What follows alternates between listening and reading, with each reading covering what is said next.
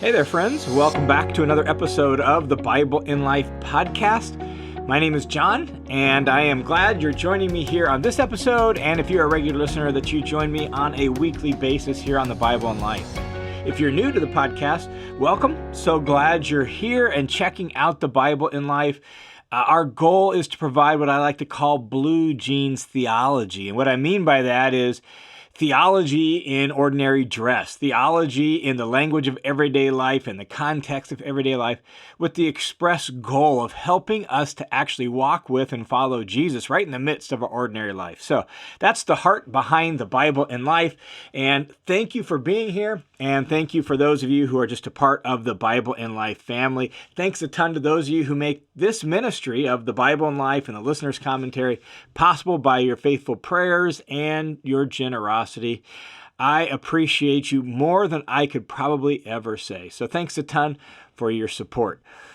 On this episode, I just want to really have kind of a real heart-to-heart, honest conversation about a topic, a spiritual discipleship topic that is really, really important to me, and something I have always wrestled with and struggled with. And so I want to reflect on some things that I've been, once again, reflecting on, and I hope it is encouraging and helpful to you as I do that. And the topic specifically is prayer. I've always valued prayer.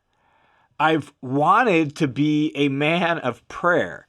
In fact, I remember way back in Bible college, right, when I was 19, 20, 21 years old, saying that if there was anything I would want anyone to put on my headstone when I died, is I'd want them to put, "He prayed."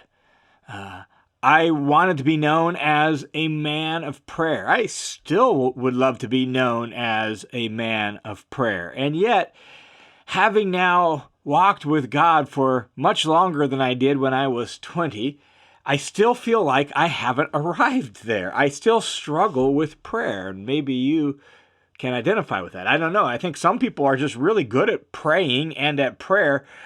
And I've always admired those people. And maybe you're one of those people. And if I could meet you face to face, I would admire you.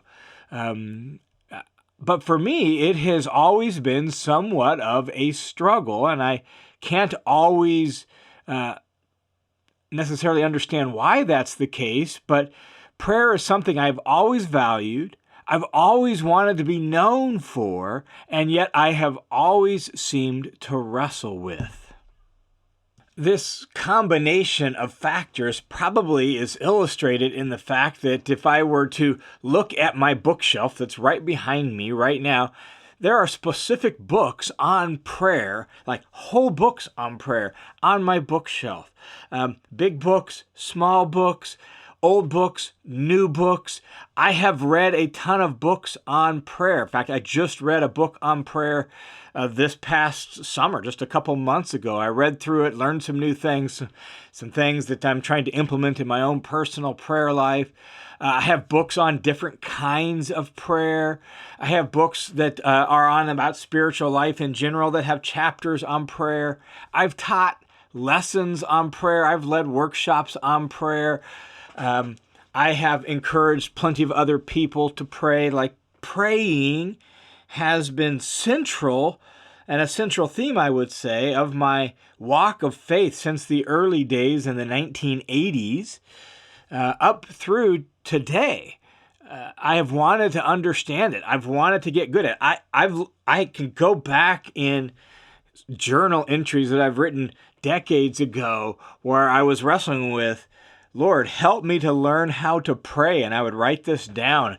And then, 5 years later, the same thing. "Lord, I want to learn how to pray. Can you help me learn how to pray?" And so I've prayed about praying, and I've wrestled with it. And it is something that I have always valued, and yet it seems like I've always struggled with. One of my struggles with prayer is knowing what to pray about. Not because I don't know per se, but I'm just not super verbose. And so if I say a sentence or two. That seems like enough to me, right? Or another struggle is that I'm not good at praying through prayer lists. Like some people can have all these prayer requests on a list and they can pray through those things. And it's like, wow, that is impressive. I don't know. I just struggle with that, right? Like it's hard for me to have a list of all these prayer requests from various people and just pray through that list. Like, what do I say about all those prayer requests and how often do I pray about them? And right, like I just wrestle with that sort of stuff. It doesn't resonate very well with me. Some people, they're great at praying through lists. Not me, for whatever reason. What it basically does is it throws water on the fire of any desire and devotion towards prayer for me when I have a big, long prayer list. It just almost shuts me down. It's like, well, I don't know if that's helpful. And as a result of that, sometimes I forget to pray about people and things that I think are really important and I want to pray about. That's a struggle for me. I've tried a variety of ways to solve that, but that's a real struggle for me. Another struggle, if I'm being totally transparent and honest, is that there are things that are really important to me that, to the best of my knowledge from Scripture and everything else, seem like they're totally in sync with the Lord's will. And I've prayed about those things sincerely and honestly, only to see no answer on those things, like nothing. And I know the Lord always answers prayer. Sometimes yes, sometimes no, sometimes wait. I get the kind of Christian cliche on that. But usually when we say God answered my prayer, what do we mean?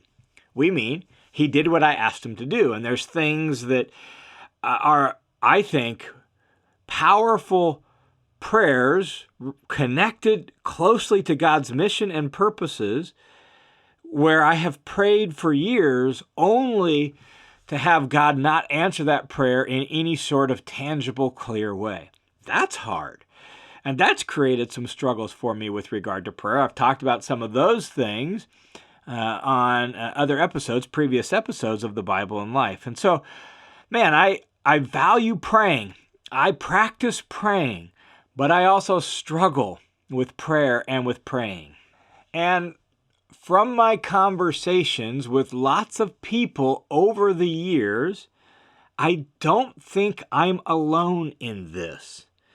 I think a lot of people struggle with prayer and praying for a variety of reasons. And here's where I'm at this point in my life. I love praying through Scripture. I'm good at that, I think. And I do that every morning. And that sometimes sparks prayer requests, specific things.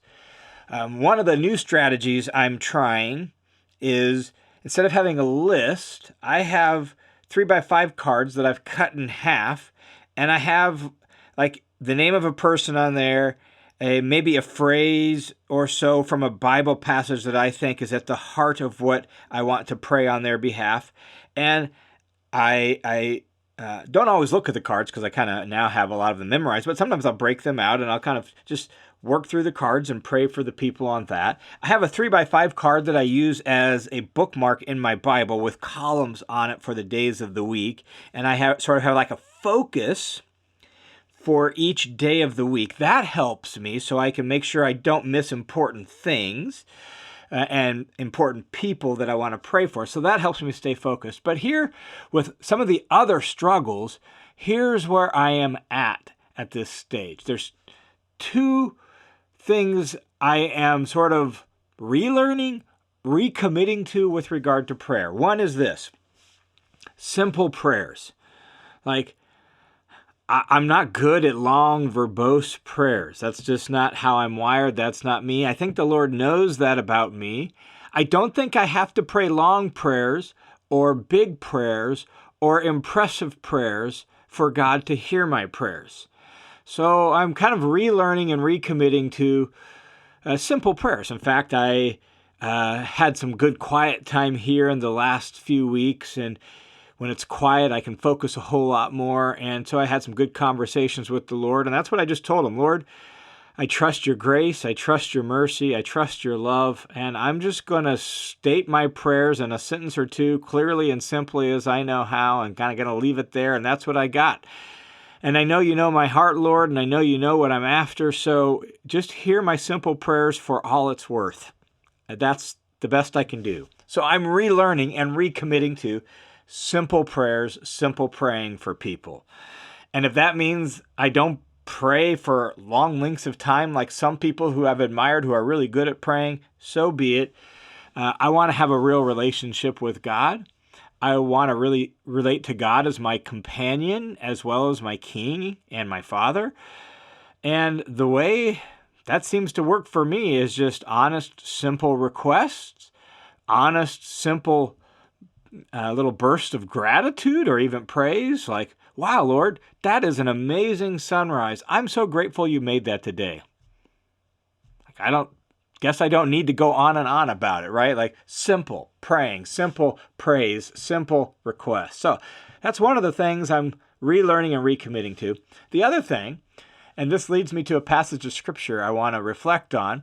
The other thing is that at the heart of praying well, at the heart of struggling with prayer, at the heart, at least for me, of some of my struggles with prayer, really it comes down to trust and faith and confidence that my prayers are going to make a difference, that God is going to do anything that I ask him to do. That's really at the heart of it. Does God really hear us when we pray? Does God really respond to us when we pray? And as I mentioned a moment ago, I've had plenty of prayers where it's like, man, I really felt like this was something the Lord would hear and do, and he didn't do. That's discouraging. And that can sort of squelch, right, your confidence in God's willingness to, readiness to hear your prayers and answer. And so sometimes that's just a reality. And so again, I'm recommitting to and relearning to just trust God, to just have confidence that he really wants me to pray, hears my prayers, wants to process those things with me, and is ready and willing to do things. And I have seen plenty of sometimes immediate answers to prayers over the course of my life. I've seen some prayers I prayed for years and years where God finally came through in very clear and specific ways. So I've seen plenty of answers to prayer, and I guess I'm recommitting to trusting and believing that if God sees fit, he'll hear my prayer and do what I ask him to do. And the passage that encourages me in this regard is from Matthew chapter 7. Matthew 7, picking up in verse 7. Let me just read down through it, and I want you to hear it and kind of reflect on it with me for the message it gives about just humbly trusting in the goodness and the willingness of God to answer our prayers. Here's what it says. Matthew 7:7. Ask, and it will be given to you. Seek, and you will find. Knock, and it will be opened to you. I mean, there's clearly a promise that Jesus is giving there in verse 7 about God's willingness to respond, given to you, finding it, opening to you. That there is a willingness to respond to our asking and our seeking and our knocking. And then Jesus goes on and says, for everyone who asks receives, and the one who seeks finds, and the one who knocks, to the one who knocks, it will be open. Again, he restates this promise that your Father in heaven is willing and ready to hear your requests and to respond. Now, even though Jesus states it almost as it's going to just happen all the time, experience as well as other passages of Scripture tell me that's not the case. And so Jesus is stating it sort of in typical hyperbolic fashion to get our attention so that we will actually pray and so that we'll actually ask, right? Then Jesus gives an illustration, and here's where I really want to focus. He says this, or what person is there among you who, when his son, his child, his son or daughter, right, asks for a loaf of bread, will give him a stone? Like, there you are. You have your 5 or 6-year-old son or daughter, and they ask for bread. Are you just going to say, here, eat this rock? Not going to happen. Or if he or she, your son or daughter, asks for a fish, are you going to give them a snake? Like, notice the contrast. A fish or a snake. And the assumption of a snake is something harmful for you, whereas a fish is something good for you. Like, if your son or daughter asks for a fish, something good for you, are you going to give them something bad for you? In other words, you as a parent know what's good for your kids. And you're not going to give them something bad for them, right? Here's the point Jesus draws from it, verse 11. So, if you, even though you are evil, in other words, if you're a human being and thus you aren't perfect, right? Like God in heaven, you're evil, you're broken, you don't always see things totally, you don't know everything, you're not full of perfect love. So if you, even though you're evil, know how to give good gifts to your children, how much more will your Father who is in heaven give good things to those who ask him? That's the line that I'm sort of just going to soak in and recommit to. Simple prayers and simple praying, just asking my Heavenly Father for what I think are good things and trusting that he actually knows best. If I, as an imperfect father and an imperfect dad, know how to give good gifts to my kids, even my adult kids to this very day, if I can kind of sort that out and do that, if I want to do that with my imperfect goodness and imperfect love, how much more? Like, notice he's arguing from lesser to greater. Like, you who love your kids want to give good gifts to your kids. How much more your Father in heaven? How much more do you think he is able and ready and wants to give good gifts to those who ask him? And so, as I reflect on that, as I said, I'm just recommitting to simple, honest, humble request, even if it's only a sentence or two, in confidence that God really is a good father who wants to give good gifts to his children. That not only does he want to do that, he's able to do that. And he knows how to sort out what's good from bad. And he can do that.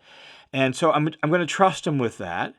And I'm going to trust that God will give the good things that he thinks is in my best interest as a good-hearted, loving father is ready and prepared to do.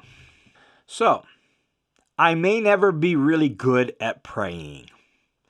I may never be known as a prayer warrior or a prayer giant. It may not make the most sense to put on my tombstone when I die, he prayed. I still hope I'm enough of a praying person that would make sense. But I may never be completely known for that. That may not be something I'm ever terrific at. But I do want to walk with God closely. And I do want to trust him more fully. And I do want to talk to him regularly. And I hope you do too. And so that's my encouragement to you on this episode, is that we would just continually and increasingly pray and talk to God and keep coming back to it, keep wrestling with it, and never give up praying. And continually learn what it means to walk in loving, loyal trust in God as a good Father. All right, there you have it. Thanks for tuning in to this episode of the Bible and Life podcast. Thanks again to those of you who make this ministry possible. And if you want to join that team of supporters, you can do so at the link down below, or you can go to johnwhitaker.net, click the Give button. You can set up a monthly recurring donation right there. You can give a one-time gift there as well. All donations are received in partnership with World Family Mission, which is a registered nonprofit organization. So thanks a ton for your support. May God bless you. May you have a great week in Christ. I look forward to talking to you again next week.